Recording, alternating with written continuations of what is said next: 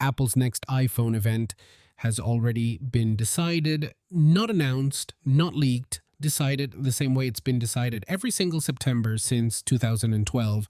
And when you see the pattern, you'll know the exact date too. There's one number buried in Apple's release history that tells you everything. We'll get there. But first, there's something about the iPhone Ultra that nobody is connecting to this timeline, and it changes the whole picture. So here's what this is. I went through 15 years of Apple event history, every keynote date, every release window, every Labor Day conflict, to figure out exactly when the iPhone 18 Pro lands. And alongside that, the iPhone Ultra, Apple's first foldable, potentially the fastest iPhone they've ever made. Those two stories are connected, and by the end of this, you'll know what to buy, when to buy it, and why the Ultra might actually be the smarter call for a specific type of person. Let's get into it. The original iPhone was announced in January 2007, went on sale in June, iPhone 3G, June 2008, iPhone 3GS, June 2009, iPhone 4, June 2010, all summer releases. Then something changed. iPhone 4S, October 4th, 2011. That was the shift. Fall became Apple's season, and it's never moved back. Every single iPhone since has launched in September or October. But here's what most people miss. It's not just the month. It's a very specific window inside that month. From 2012 onwards, every Apple keynote has landed between September 7th and September 14th. Every single one. One exception, 2020. COVID pushed it one day outside the window to September 15th. That's it. 13 years of data, one outlier, and it was a global pandemic. Now, here's where it gets interesting. Labor Day always falls on the first Monday of September. That puts it somewhere between September 1st and September 7th. Apple has never, not once, held a keynote before Labor Day. And here's the rule that actually tells you the date. Apple has never held its keynote on the day after Labor Day either, because the day after is a travel day. Press, staff, guests, everyone's moving. Nobody's ready. So you need Labor Day plus at least 2 days. This year, Labor Day falls on Monday, September 7th. Which means Tuesday the 8th is out. That leaves Wednesday, September 9th. I know it sounds simple, but go check the data yourself. Apple did exactly this in 2015 when Labor Day also fell on September 7th. Keynote Wednesday, September 9th. This year will be the same date. So if the keynote is September 9th, the release date follows a formula too. Apple consistently ships the new iPhone on the Friday of the following week after the keynote.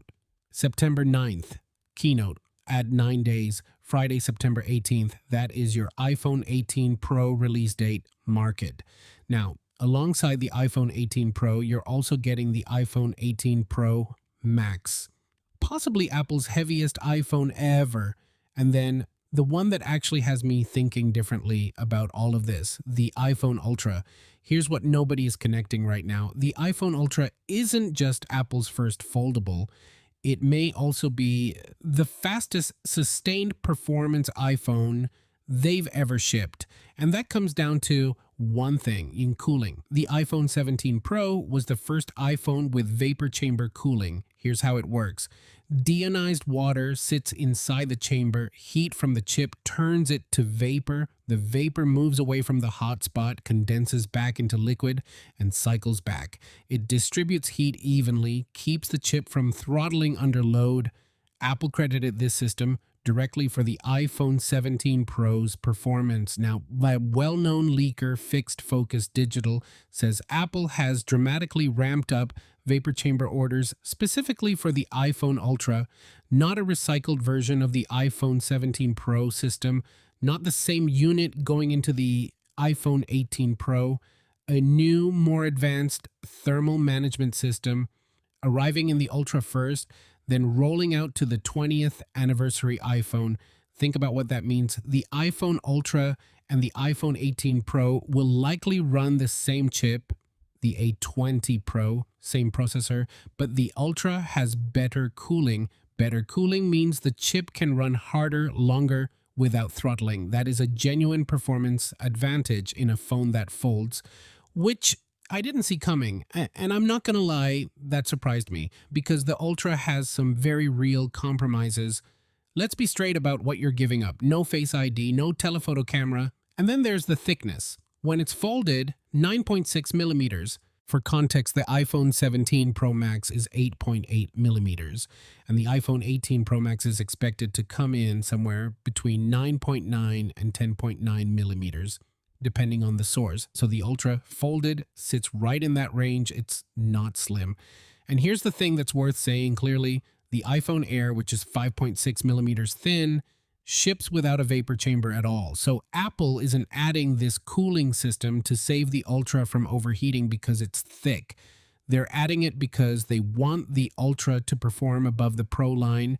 This is a power user device, not a fashion device. If you need Face ID or you shoot telephoto regularly, or you just want something that disappears in your pocket, the iPhone 18 Pro is still the answer. But if you want maximum sustained performance and you're okay making those trades, the Ultra is making a serious argument for itself. So here's where I land. iPhone 18 Pro keynote, September 9th, release date, September 18th. 15 years of data backs it up.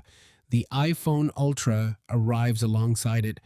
Apple's first foldable, running the same A20 Pro chip as the Pro, but with a next-generation cooling system that could give it a real performance edge. The compromises are real, no Face ID, no telephoto, and it folds to almost 10 millimeters thick. But for power users who push their phones hard, the Ultra isn't just a gimmick, it's a statement. Here's the question I keep coming back to. If the Ultra actually benchmarks faster than the Pro in sustained workloads, does the Pro still justify its price? Because if the answer is no, Apple is about to disrupt their own bestseller. Drop your take in the comments.